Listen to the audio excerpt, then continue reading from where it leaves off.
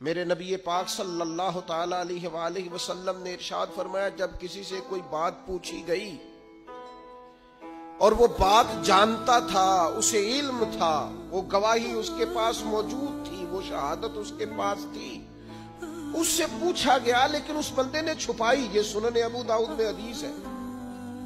अल्लाह के महबूब फरमाते हैं, कयामत के दिन इस बंदे के मुंह में अल्लाह आग की लगाम डाल देगा।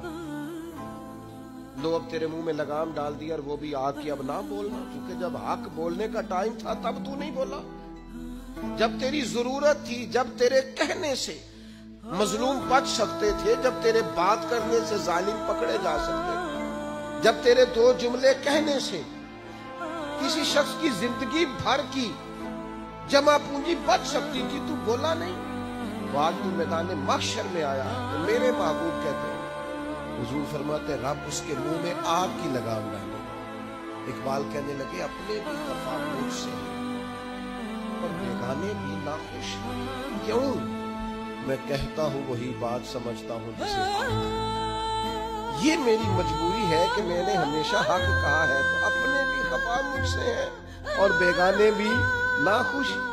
सब जगह पे मैं मलामती हूँ, हर शख्स मेरे बारे में राय देता है कि बड़ा सख्त गिर आदमी है, बड़े मिजाज के अंदर शिद्दत पाई जाती है। क्यों? कि कहता हूं वही बात समझता हूं जिसे हक